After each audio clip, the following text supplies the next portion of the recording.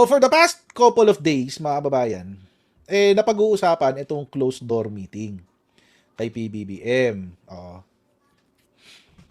So, wala pang kumukumpirma. Actually, nagtatanong din ako sa mga kilala ko, wala pang nagko-confirm sa akin. So, I have a feeling na baka yung information did not go through these people. Or baka ayaw nila mag-comment. Or baka ayaw nila mag-comment. But anyway, so pinag-uusapan na yung closed door meeting between Sara Duterte and President Bongbong Marcos. Kahapon, we have tackled it, pero wala pa yung impormasyon tungkol sa bakit. So, kanina, mukhang kanina lang naglabasan yung the reason behind the closed door. Kung bakit hiningi ni Sara Duterte yung closed door meeting. And by the way, mga kababayan, may ano na ba? Meron na bang statement si Sara Duterte? Meron na ba siyang statement tungkol dyan? Kasi ako, mga kababayan, ito na-realize ko lang, na kapag si Sara Duterte naiipit at meron siyang intriga, ang default na ginagawa niya ay hindi niya sinasagot. Or hindi niya ina-address at all. Hindi niya pinapansin at all. So, for example, nung nag-Germany siya para manood ng Taylor Swift, sa gitna ng bagyo, vice-presidente ka, nagbakasyon ka. At nag-enjoy ka sa gitna ng sakuna. Hindi siya nagko-comment doon. Hanggang ngayon, di ba? Ginagamit nga pambati ko sa kanya yun eh. Pero hindi niya sinasagot. Ngayon, nakapansin ko lang kapag may mga ganitong intriga tungkol kay Sara Duterte, kay Fox Zuleika. Yung kay Fox Zuleika, 'di ba? Gigil na gigil siya noon, 'di ba? So parang iniisip ng taong bayan, bakit pa galit na galit si Sara Duterte dito kay sobra naman ang pagkakaprotekta niya kay Fox Zuleika. Oo. Nabuo ngayon ng chismis na baka magjowa sila. At hindi. So, ngayon, mga kababayan, yung chismis, nandun lang, di ba? So, parang, ngayon, eto naman, closed door meeting. Na nagmamakaawa daw, itong si Sara Duterte kay PBBM. It seems, mga kababayan, itong si Sara Duterte, kapag may mga ganitong klaseng intriga, hindi siya sumasagot. Pero kapag yung intriga, madali niyang masopla, maglalabas siya ng statement, 'di ba? Maglalabas ng usually maglalabas ng post or Facebook upload or poster sa Facebook, sasabihin, statement, ang chismis na ito, bla bla bla bla bla bla, ganyan. Or kumakalat ang balita na ginagamit ang OVP sa ganito, ganyan ganyan ganyan. Lagi meron siyang statement. Oo. So ibig sabihin, mga kababayan, nakakarating sa kanya yung chismis. Nakakarating sa opisina niya yung chismis. Pero may mga bagay na pinipili nilang sagutin at may mga bagay na hindi nila pinipiling sagutin. At yung mga bagay na hindi nila pinipiling sagutin, yun yung mga very, very sensitive matters. Oo. Meaning, mga kababayan, mas mataas ang posibilidad na ito ay totoo. Syukran. Nakita ko si Juwaping eh. Syukran. Oo. Mas mataas ang posibilidad na ito ay totoo. Bakit? Kasi mga kababayan, kapag hindi mo kasi pinansin, mas madaling makalimutan. Pag hindi mo pinansin, mas madaling makakalimutan. At kapag nakalimutan, edi yun na, hindi mo na kailangang i-deal. Pero mga kababayan, habang nandyan kasi yung chismis, kahit dahil hindi mo in-address, nandyan lang siya, hindi siya makakalimutan. Lalo-lalo na may mga taong katulad natin na hindi hahayaan na makalimutan to ng sambayan ng Pilipino. Oo. Di ba? Ngayon, mga kababayan, allegedly, or assuming, we're just assuming na totoo yung nangyari. Allegedly, siya daw ay nagpunta sa Malacanang para makipag-usap pa kay PBBM. Para makipag-usap kay PBBM. Ngayon, for the past few days, hindi naman kalat kung ano yung pinag-usapan.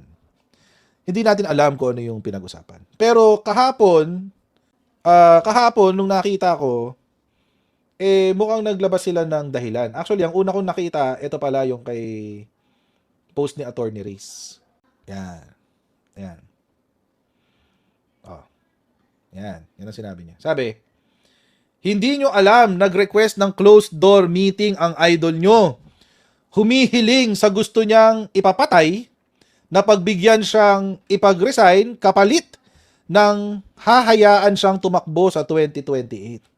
Kapag pumayag, dyan na talaga ako papalag. Yun.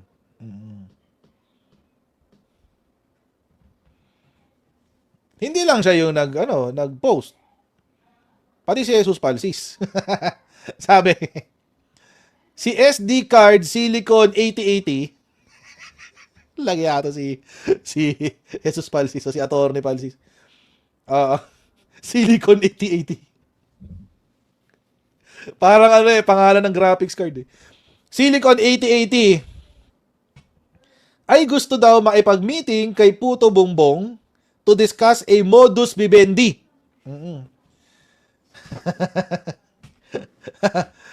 Magre-resign na lang daw si SD card. Kung totoo naman ito, hindi dapat matapos sa resignation ng accountability. Dapat may Dairy Queen or DQ. Oo. Shout out sa Dairy Queen, baka naman. Nabanggit pangalan nyo eh. So, it seems mga kababayan, medyo it's not just information na exclusive sa mga pro-admin. Mukhang pati mga kakamping they're in on the story. At mas mayroon pa silang detalye na alam kasi ako di ko alam na may ganyan pala. So parang ang drama nila Popoy ba siya? Oo. Poy, ako na lang ulit. Ako na lang ulit. Wag mo lang ako i-disqualify. Ako na lang ulit. Oo. Oo. Poy, magre-resign na lang ako, Poy. Sa mga hindi pa nakakapanood ng One More Chance, yun po ang sinasabi ko. Oo. Poy, ako na lang ulit, Poy. Magre-resign na lang ako. Basta makatakbo ako sa 2028, Poy. Grabe. Yun pala. Booking ka, girl. Booking ka, girl. Gusto niyang mag-ala erap. Oo. Di ba si Erap noon, nag-resign siya kaysa ma-impeach? Mukhang gano'n na rin itong si si Paksili. Ganyan na rin si Paksili 8080. Mukhang kinakabahan na si Paksili. Ang weird lang, mga kababayan, ba't siya kay Presidente lumapit? Ba't siya kay Presidente lumapit? Ang weird, no? I mean, let's assume na totoo ha. Okay, hindi pa naman natin kumpirmado kung totoo. Pero let's assume na totoo. Ba't siya kay Presidente lalapit? Wala namang control si PBBM sa Kongreso. Di ba? Bakit si PBBM? Kay PBBM siya lumapit. Wala namang control si PBBM dyan. Or iniisip ba niya na kontrolado ni PBBM ang Senate Impeachment Court? Na kapag nagsalita si PBBM na, wag niyo na i-impeach si Sara Duterte. Susunod ang impeachment court? Or baka iniisip niya, utusan si NBI na i-atras yung kaso laban sa kanya. Para hindi na tumuloy sa impeachment court. Dapat kay Attorney Claire siya lumapit. Good luck. Anong gagawin sa kanya ni Attorney Claire? Lalampasuhin siya nun. So, ang gusto niya mangyari is let's say, assuming na totoo to. Ang gusto niya mangyari ay magre-resign siya. And magre-resign siya at just to give peace sa Marcos administration. Wala siyang makulit na vice president. Pero, magkakaroon siya makakatakbo siya sa 2028. Meaning, hindi matatapos ang impeachment trial. Or, baka makikiusap si PBBM na impeachment court, i-acquit nyo na. Okay na kami, nag-usap na kami, wala na problema. Ngayon, mga kababayan, na-cancel na raw, sabi ni Takeru. Kasi tingnan natin. Mamaya natin paglaruan yung idea kung bakit na-cancel. Pero it's quite obvious naman kung bakit na-cancel. It's very, very obvious. Pero ang gusto kong makita, ang gusto ko muna maintindihan is the why. Kasi alam nyo, mga kababayan, hindi ho kasi maliit na bagay yun yung gustong gawin ni Sara Duterte. Una, hindi maliit na bagay yung pag-resign as Vice President. Pangalawa, hindi rin maliit na bagay yung hinihingi niya na hayaan siya makatakbo sa 2028. So bakit kaya? Bakit kaya ganun? Bakit kaya naisip ni Sara Duterte, hindi mag-resign na lang ako tapos tatakbo na ako sa 2028? Bakit? Kasi mga kababayan, yung strategy niya na yan ay strategy ng taong naiipit. Ipit na si Sara Duterte. And actually, mga kababayan, kung papansin niyo, merong mga post, nito lang. Merong mga post recently, galing mismo sa mga DDS bubulagers. Nakita ko As in, kitang-kita ng dalawang mata ko Kasi meron pa ako isang account. Yung account ko naman, puro DDS naman ang nandun. So, medyo nakakabalita ko sa mga DDS fake news dun sa isa ko pang account. Pinost ni Crisette Chu. Pinost ni Crisette Chu. Sabi niya, Akala nyo ba? Si Sara lang ang option namin? Meron pa kami isang option. In fact, nagbi-meeting na kami dito sa isang lugar na to. Di niya sinabi exact location, but the general location where they are. Nagbi-meeting na kami kasama ng mga ganito. I-build up na namin si ganito, si ganyan. Ano masasabi ko kay Christian Esguerra? Aktivistang komunista na for some reason pinapanood ng mga Marcos loyalist. But anyway, going back. Meron daw silang nakahanda na lilipat na ipapalit kay Sara Duterte. At mas matindi daw yun kay Sara Duterte. Yun ang sinabi niya. Sabi ni Crisette. Ako naman parang I took it with a grain of salt. Parang, okay, kwento mo yan di kwento mo. Di ba? Kwento mo yan di bida ka. Di ba? Yun ang inisip ko. Pero, again, mga kababayan, mukhang pati sila, pati yung mga DDS, nagpa-plan B na. To which, maiintindihan ko kung totoong nangyari. Mas madaling paniwalaan sa akin na totoong nangyari or posibleng totoong nangyari na nakikiusap na si Sara Duterte na tigilan na siya para makatakbo siya sa 2028. Kasi, pati yung mga DDS, nagpa-plan B na. Actually, mga kababayan, matagal na yung plan B na yan. Oo, matagal na yung plan B na yan. The plan B was always Bongo. Pero nga, may mga sektor, may mga grupo sa loob ng DDS na ayaw kay Bongo. Mas gusto nila yung same last name. So it's either Sara Duterte or Baste Duterte. Pulong has always been out of the question. Hindi pinag-uusapan si Pulong. Alam niyo bakit? Sindikato. Mas madali siyang masisira. Mas madali pala siyang masisiraan. Dahil hanggang ngayon, hindi pa settled yung issue niya tungkol sa Chinese triad. Hanggang ngayon, hindi pa settled yung issue na yun So, si Pulong has never been part of the equation. Pero si Barbie, may mga ibang tao na gustong siya yung pumalit. Kaya nga ngayon, nagpa-practice na si Barbie. Napapansin nyo? Napapansin nyo si Barbie, nagpa-practice na. Ginagaya niya kung paano magsalita yung tatay niya. Pati yung ganun-ganun ng tatay niya, ginagaya. Di ba? Napansin nyo? Gumaganyan-ganyan, di ba? Ganon. Kasi siya yung plan B. But again, mga kababayan, pati kasi yung grupo ng mga DDS, nagtatalo-talo na rin dyan. Kung si Bongo ba or si Sara ang ipapambato nila. Si Sara galit kay Bongo, kaya hindi sila pwedeng mag-tandem. Galit siya kay Bongo And malalim yung galit na yun. Hindi lang yun basta-basta galit. As in, malalim yung galit na yun. So, bahala sila. Bahala silang mag-usap-usap. So, saan ngayon naiipit si Sara Duterte? Naiipit siya, mga kababayan. Una, dito. Na maipasabina ng Senate Impeachment Court mula August 17 hanggang 19, 2026 ang dating Special Disbursing Officers ng confidential funds ni Vice President Sara Duterte at Department of Education. Ito ay sina Gina Acosta at Edward Fajarda.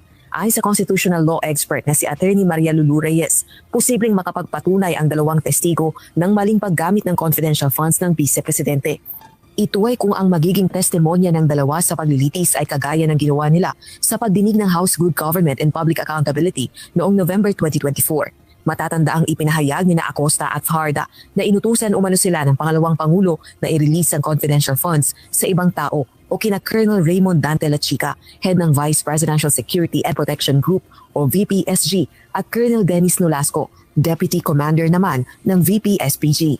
Under the joint circular, meaning by law and by rules and practice, yung Special Disbursing Officer ang nagdirektang magbabayad, tapos siya yung magpapasign ng mga acknowledgement receipts, siya yung kukuha ng OR kung may purchase ng supplies. Hindi kasi pwedeng i-transfer yung cash sa ibang tao. So, ganong kastrikto ang rules regarding usage of both confidential funds as well as the intelligence funds. Nung SDO at saka ng Vice President as the head of agency, na bawal i-physically transfer yung cash.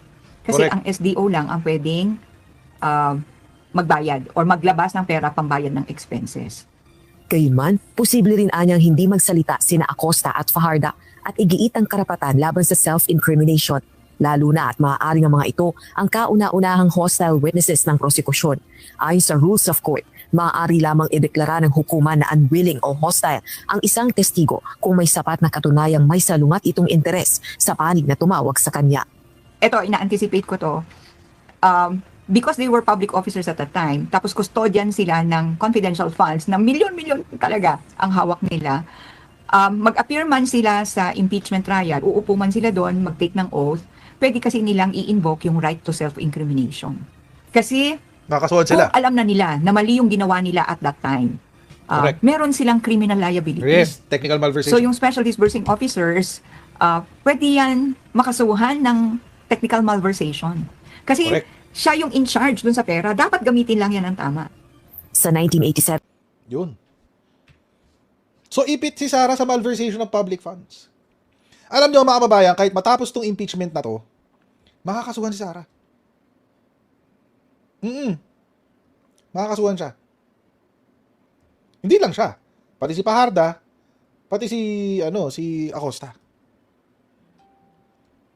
Makakasuhan sila.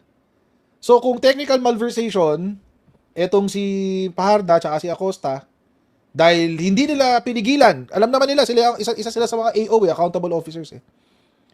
Hindi nila pinigilan yung malversation. Hindi nila inireport yung malversation. Damay sila sa technical malversation. Sino ba ang nag-commit ng malversation? Si Sara.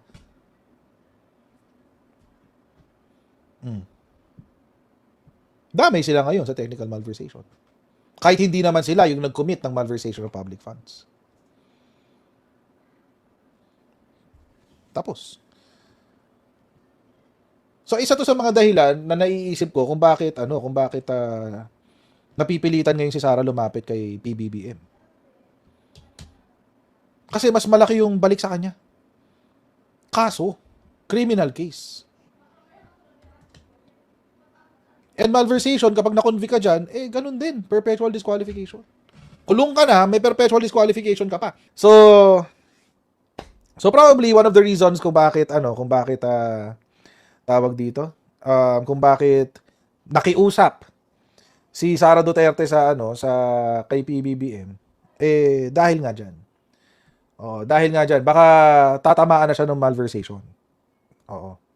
I think this is really more for for self-preservation. Ano na siya, nasa survival mode na si Oo. Nasa survival mode na si Sara Duterte, hindi na niya kakayanin lumaban ng harapan. Hindi niya kaya. Survival mode na siya ngayon, guys.